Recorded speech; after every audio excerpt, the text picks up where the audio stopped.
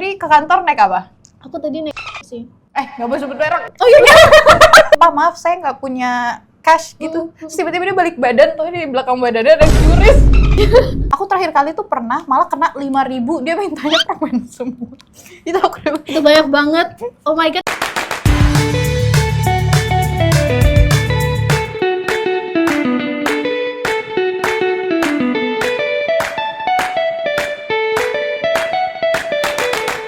Hai Giz Family!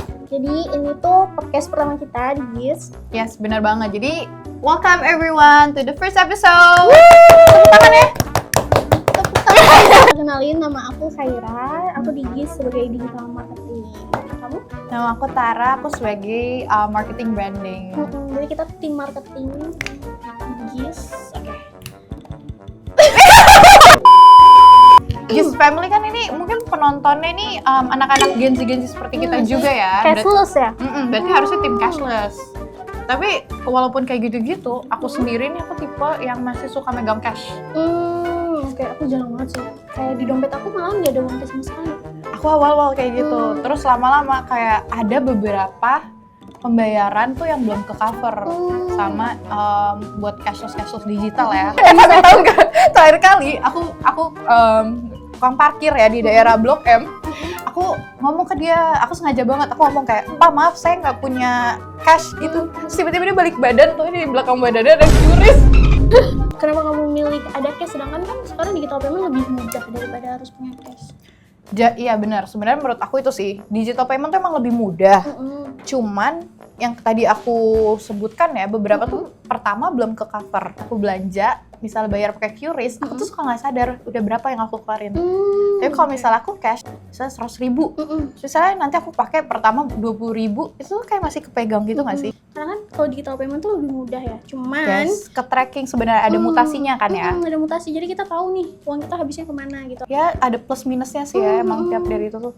Kamu sebelumnya pernah punya pengalaman yang gak enakin gak sih? Misalnya kayak dengan gak pegang uang cash, atau misalnya kamu tuh digital payment mau bayar nih, misalnya taunya kan gak ada wifi, gak ada kuota, tuh gimana? Itu aku biasanya kalau di minimarket. Pernah kejadian aku pulang kerja, itu aku di stasiun ya. Nah sambil nunggu ojolnya datang, aku ke minimarket dulu. Terus? Mau beli jajan. Mbak mau bayar pakai apa? Gue bilang pakai QR gitu kan.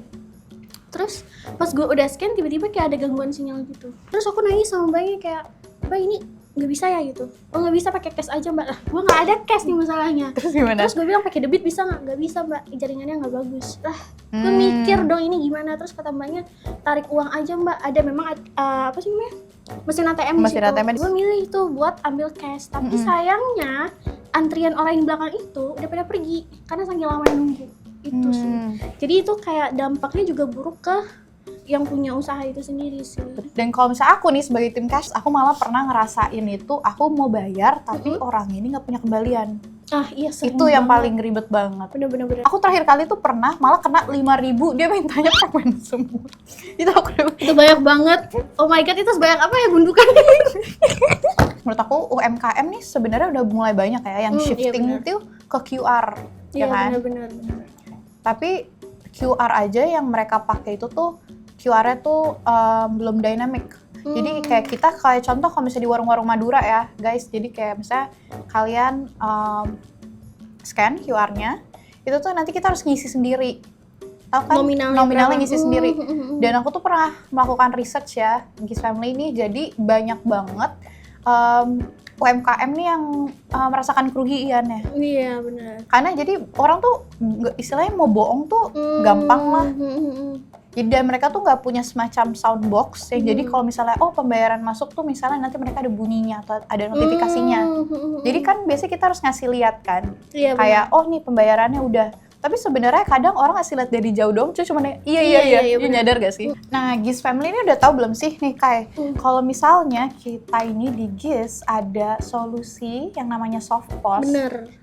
Itu tuh nanti dia bakal ngebantu untuk nanti transaksi ataupun misalnya tadi aku bilang untuk QR, itu tuh semua dalam satu software. Dia udah bisa melakukan semua. Jadi convenient banget nggak sih sebenarnya?